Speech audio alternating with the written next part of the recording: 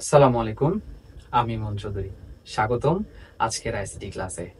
আজকে আমরা আলোচনা করব অধ্যায় ৩ সংখ্যা পদ্ধতি এর যোগ এবং বিয়োগ।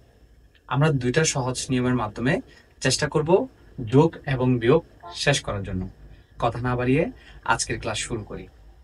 প্রথমে আমরা যোগের জন্য একটা সহজ বাংলা একটা কথা দিয়েছি এভাবে, যে দুটি সংখ্যার যোগফল বৃত্তীয়ের সমান বা বড় হলে, যদি দুইটি সংখ্যা যোগ করি তাহলে তাদের যোগফল যদি বৃত্তীয়ের সমান হয় বা বড় হয়, তাহলে যোগফল থেকে আমরা বৃত্তিটা বিয়োগ করব এবং হাতে এক থাকবে।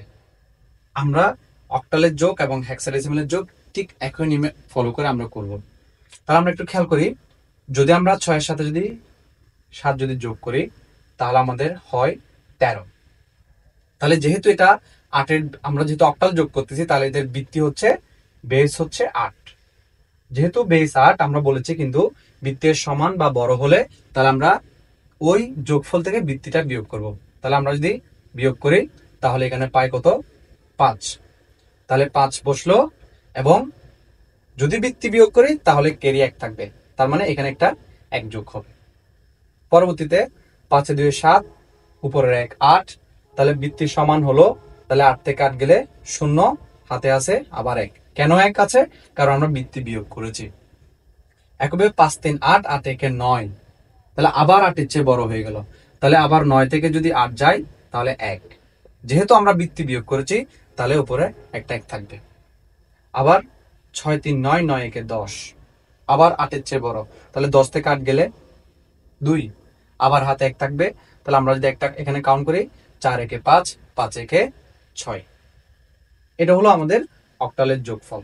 আমরা আরেকটু করে আমরা রিভিউ করি। বললাম দুটি সংখ্যার যোগফল যদি বৃত্তের সমান বা বড় হয়ে যায়, তাহলে আমরা এই দুটি সংখ্যা যোগ করার পর বৃত্তের বড় হয়ে গেল, অর্থাৎ অক্টালের বৃত্তি হচ্ছে 8, 8-এর বড় হয়ে গেছে।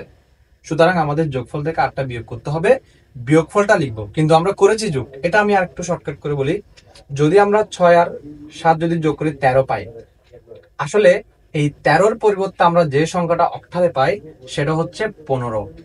13 এর অক্টাল মান হচ্ছে 15। তাহলে আমরা 15-এর 5 বসাই আর হাতে একটা রাখি, কিন্তু আমরা জিনিসটা সহজ করে বোঝার জন্য এই কথাটা আমরা দিয়েছি। তাহলে এই কথাটা বুঝলে আমাদের অক্টাল যোগ ক্লিয়ার হবে এবং হেক্সাডেসিমাল যোগ ক্লিয়ার হয়ে যাবে ইনশাআল্লাহ। এবার আসি আমরা এখানে হেক্সাডেসিমালের যোগটা আমরা একটু খেয়াল করি। তাহলে আমরা সি, সি মানে জানি এ বি সি ডি। এ মানে 10 11 12 13 14 এবং 15। তাহলে সি মানে হচ্ছে 12। তাহলে 12-র সাথে যদি আমরা 5 যোগ করি তাহলে আমরা পাচ্ছি কত? 17। তাহলে 17 এটা হেক্সাডেসিমালের যোগ, তার মানে হেক্সাডেসিমালের বৃত্তি হচ্ছে 16। যেহেতু 16টার চেয়ে বড় হয়ে গেল যোগফল 17, সুতরাং 17 থেকে 16 গেলে 1, হাতে থাকবে 1, যেহেতু আমরা বৃত্তি বিয়োগ করেছি। তাহলে এখানে মানে 10 আর এখানে 7, তাহলে 10-এর সাথে যদি আমরা 7 যোগ করি তাহলে 17, তাহলে বৃত্তির চেয়ে বড় হয়ে গেল। তাহলে 17 থেকে 16 চলে গেলে আবার 1, হাতে থাকবে 1। আবার এখানে 5 3 8, 8 1 9, সরাসরি 9 বসে গেল। এখানে বি, বি মান হচ্ছে 11, 11 2 হচ্ছে 13, 13 মানে আমরা জানি ডি, তাহলে সরাসরি ডি বসে যাবে। আবার এখানে এ মানে হচ্ছে 10 আর এখানে 5, তাহলে 10-এর 5 15, তাহলে 15 মানে কি? 15 মানে হচ্ছে এফ, সরাসরি বসে যাবে। তাহলে এখানে আমরা খেয়াল করলাম যে হেক্সাডেসিমালের ক্ষেত্রে সেম, শুধু যোগফলের সমান, বৃত্তির সমান বা বড় হলে আমরা ওই যোগফল থেকে আমরা তাদের বৃত্তিটা জাস্ট বিয়োগ করে দিব। এটা হচ্ছে কাজ। এটা হলো অক্টাল এবং হেক্সাডেসিমালের যোগ। আর বাইনারি যোগটা আরো সহজ। আমরা বাইনারি যোগটা যদি খেয়াল করি তাহলে বাইনারি যোগটা হয় এরকম, যে একটা জিনিস মনে রাখবো, দুটি 1 যদি যোগ করি তাহলে আমরা পাই 10, 10-এর 0, হাতে থাকবে 1। আমরা একদম 2 নাম্বার ক্লাসে আমরা দেখেছিলাম, একটা চার্ট দেখেছিলাম, যে 1-এর সাথে 1 যোগ করলে কিন্তু হয় 2, কিন্তু 2-এর সমতুল্য মান হচ্ছে 10, 10-এর 0, হাতে 1। আর 3টি 1 যোগ করলে হয় 11-র 1 আর হাতে থাকবে 1। এই জিনিসটা মনে রাখতে পারলে আমরা বাইনারির যোগটা আমরা করতে পারবো। দেখি 0 1 1 0 1 0 1, আবার 1 0 1 1 1 0 1। এই যোগটা যদি আমরা করি তাহলে আমরা খেয়াল করি, 2টা 1 যোগ করলে 10-এর 0, হাতে থাকবে 1, আবার একটা এখানে বসবে। যেহেতু 0 0-এর সাথে 1 ক্যালকুলেশন করলে অবশ্যই 1 হবে। আবার দুইটি এক যোগ করলে 10 শূন্য হাতে 1, আবার দুইটি এক 10 শূন্য হাতে 1, এখন কিন্তু এখানে তিনটি এক, তাহলে তিনটি এক যোগ করলে কিন্তু 11 এক, হাতে থাকবে আবার 1, তাহলে আবার দুইটি এক যোগ করলে 10 শূন্য হাতে 1, আবার দুইটি এক যোগ করলে 10 শূন্য একটা বসে যাবে। এটা হচ্ছে বাইনারি যোগ। তাহলে বাইনারি যোগের ক্ষেত্রে শুধু আমরা এই জিনিসটা মনে রাখলে হবে যে দুইটি এক যোগ করলে 10 শূন্য হাতে থাকবে 1, আর তিনটি এক যোগ করলে 11 হাতে থাকবে 1। আর স্বাভাবিক নিয়ম অনুযায়ী শূন্যের সাথে 1 যোগ করলে কিন্তু 1 হয়, অথবা 1-এর সাথে শূন্য যোগ করলেও কিন্তু 1 হয়। সুতরাং এখানে কোনো ঝামেলা নেই। আচ্ছা, আমরা আশা করি যোগটা ক্লিয়ার করতে পেরেছি। যোগটা জাস্ট এইটুকুই, এই লাইনটা বুঝলে আমাদের যোগ শেষ। এবার আসি বিয়োগে। বিয়োগের ক্ষেত্রে বললাম নিচের সংখ্যাটি ছোট হলে তাহলে উপরের সংখ্যার সাথে বৃত্তি যোগ করতে হবে। উপরের যে সংখ্যা থাকবে সেটা বৃত্তি যোগ করবো। তাহলে কত বৃত্তি? যদি আমরা বাইনারি বিয়োগ করি তাহলে 2 যোগ করব, যদি অক্টালের বিয়োগ করি তাহলে 8 যোগ করব, যদি হেক্সাডেসিমালের বিয়োগ করি তাহলে আমরা 16 যোগ করব। আচ্ছা, তাহলে বৃত্তি যোগ করব। পরের স্টেপ কি? পরের সংখ্যার নিচের সংখ্যার সাথে 1 যোগ। কথাটা খুব ক্লিয়ার করতে হবে যে পরের সংখ্যার নিচের সংখ্যার সাথে, উপরের সংখ্যার সাথে হলে হবে না, নিচের সংখ্যার সাথে 1 যোগ করলে আমাদের ক্যালকুলেশনটা মিলে যাবে। জাস্ট এটা একটা আমরা টেকনিক ইউজ করতেছি সহজ, অল্প সময়ে সহজে করার জন্য। আসি বাইনারি বিয়োগ। তাহলে 0 থেকে 1 যায় না, নিচের সংখ্যাটি বড়। তাহলে আমরা করতেছি বাইনারি বিয়োগ। বাইনারি বেস হচ্ছে 2, তাহলে আপনি উপরে 2 যোগ করেন। তাহলে 2 যোগ করলে এখানে হয়ে গেল 2, 2 থেকে 1 গেলে 1। যেহেতু উপর আমরা বৃত্তি যোগ করেছি সুতরাং নিচে একটা 1 যোগ হবে। পরের সংখ্যার নিচের সংখ্যার সাথে 1 যোগ হবে। তাহলে এখন নিচে হয়ে গেল 2, তাহলে 1 থেকে তো 2 যাবে না, বিয়োগ যাবে না। তাহলে আবার উপরে যদি আমরা একটা 2 যোগ করি তাহলে উপরে হয়ে গেল 3, 3 থেকে 2 গেলে হয় 1। যেহেতু উপরে 2 যোগ করেছি তাহলে নিচে 1 যোগ করতে হবে। তাহলে 1 থেকে 1 গেলে তখন 0 হয়ে যাবে।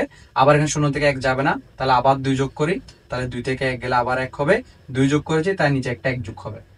তাহলে আবার এখানে আমরা 2 যোগ করব, যেহেতু নিচে 2 উপরে 1। তাহলে এখন উপরে হলো 3, 3 থেকে 2 গেলে আবার হবে 1। যেহেতু উপরে 2 যোগ করেছি তাহলে আবার নিচে একটা 1 যোগ করতে হবে। উপরে 1, নিচে 1, 1 থেকে 1 গেলে হয় 0, এখানে 0 বসে যাবে। তবে আমরা এটা করার সময় এটা জাস্ট মনে রাখার জন্য আমরা এই টেকনিকটা ইউজ করতেছি। তবে আমরা এটা পরীক্ষার খাতায় করার সময় অবশ্যই এই জিনিসগুলো আমরা অ্যাভয়েড করব। জাস্ট বুঝে গেলে আমরা এর পরবর্তীতে সহজে হিসাবটা করতে পারবো। আর এরপর অক্টাল বিয়োগে সেম, 3 থেকে 7 যাবে না। তাহলে আমরা 8 এর সাথে আমরা যদি 3 যোগ করি 11, 11 থেকে যদি আমরা 7 বিয়োগ করি তাহলে 8, 9, 10, 11, 4। যেহেতু 8 আমরা যোগ করেছি তাহলে অবশ্যই পরের সংখ্যার সাথে একটা 1 যোগ করতে হবে। তাহলে এখানে 2 একে 3, 5 থেকে যদি 3 বিয়োগ দিই তাহলে আর তাকে 2, আবার 3 থেকে 2 গেলে 1, এগুলো স্বাভাবিক নিয়ম।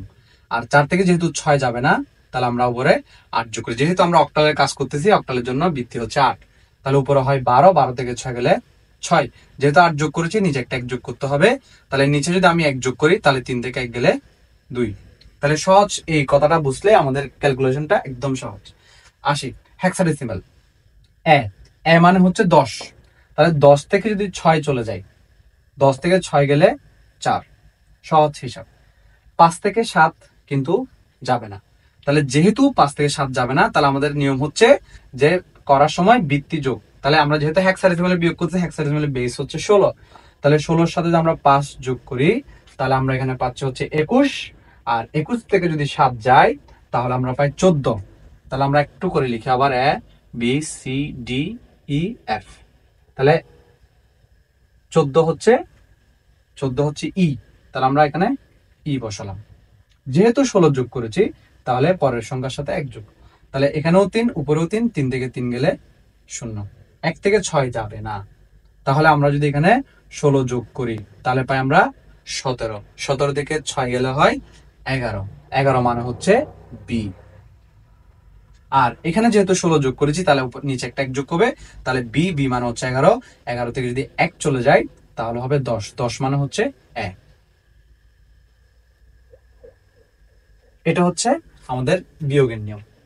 তাহলে আমরা জাস্ট এই একটা লাইন যদি আমরা বুঝি তাহলে নিচের সংখ্যাটি ছোট হলে, যদি নিচের সংখ্যাটা ছোট হয় তাহলে উপরের সংখ্যার সাথে বৃত্তি যোগ করতে হবে। সরি, নিচের সংখ্যাটা যদি বড় হয়, যদি বড় হয় তাহলে বিয়োগ করা যাবে না।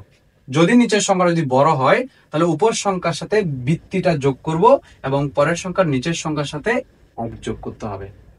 যেহেতু নিচের সংখ্যাটা যদি বড় হয়ে যাচ্ছে, বিয়োগ তো যাবে না, তাহলে এই ক্ষেত্রে আমরা উপরের সংখ্যার সাথে বৃত্তি যোগ করব। আর উপরের সংখ্যার সাথে আমরা যদি বৃত্তি যোগ করি, তাহলে পরের সংখ্যার নিচের সংখ্যার সাথে একটা এক যোগ করতে হবে।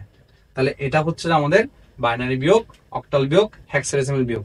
তিনটা বিয়োগের জন্য একটা শর্টকাট নিয়ম। আর অক্টাল যোগ, হেক্সাডেসিমাল যোগ, বাইনারি যোগের ক্ষেত্রে এই দুইটা নিয়ম মনে রাখবো, আর অক্টাল এবং হেক্সাডেসিমাল ক্ষেত্রে এই কথাটা মনে রাখলে হয়ে যাবে। তাহলে আমরা আজকে যোগ এবং বিয়োগ আমরা ক্লিয়ার করলাম। বাইনারি অক্টাল হেক্সাডেসিমালের যোগ এবং বাইনারি অক্টাল হেক্সাডেসিমালের বিয়োগ, দুটি সহজ নিয়মে আমরা ক্লিয়ার করলাম যোগ এবং বিয়োগের কাজ। আজকে এই পর্যন্ত। আগামী ক্লাসে দেখা হবে নতুন ক্লাসে। আসসালামু আলাইকুম।